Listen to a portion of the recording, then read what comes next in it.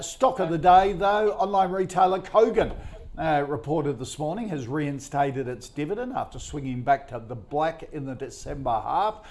First half net profit coming in just shy of $8 million compared to a loss of nearly 24 million previously.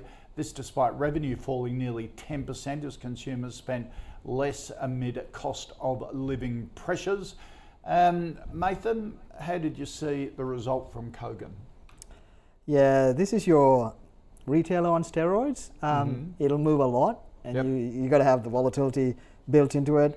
Look, I think all retailers market liked the result though, didn't yeah, there's about a 2.5% short. I think they just got smoked. Right. So you get that. Enjoy the short covering.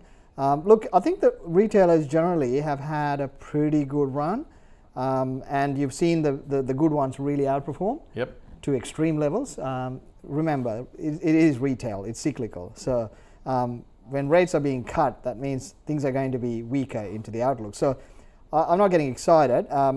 Look, this is one where we've had issues with how you rate management historically. We haven't got a great track record.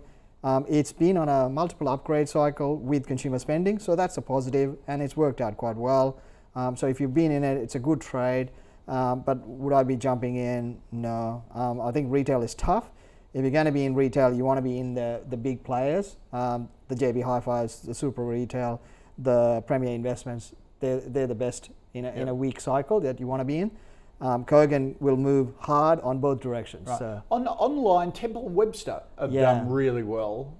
It's been, that's well done. I mean, a lot better than Kogan. Yeah, you can put Temple and Webster. You can put, I mean, other retailers that have done well is Scali, everyone's favorite. They've all done, like the good ones have done well. And but the poor ones, Kathmandu, City Chic. Yeah, I mean, City Chic used to be every man's darling. Yeah. Every small cap fund manager had it. Now you couldn't, find a friend.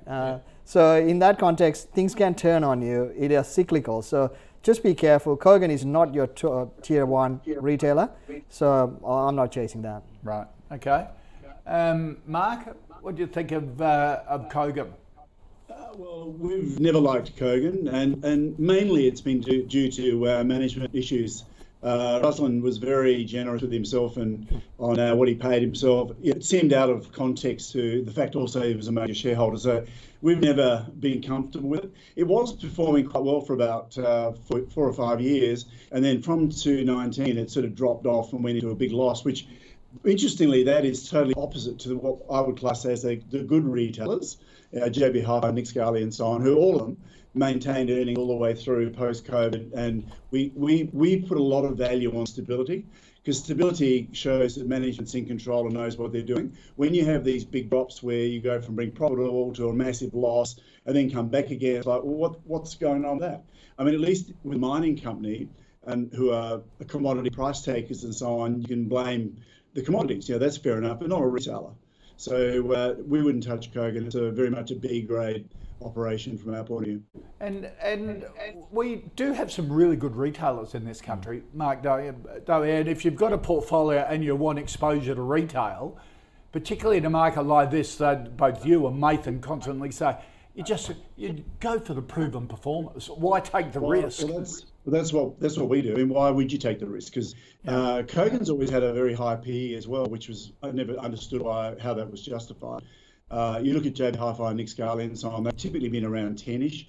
I think they're both higher than that at the moment, but I've got Scali, JB Hi-Fi in my portfolios, and they've done, Scali, by the way, has been the best performer. If you look at it over the last 10 years, Scali, I think, is 24% average compound return for the last decade. Right. So, but they've all done, those retailers we were talking about have all done really, really well with reliable management and very stable earnings and paying very high dividends as well. So why would you go past that if you want to for your retail investments?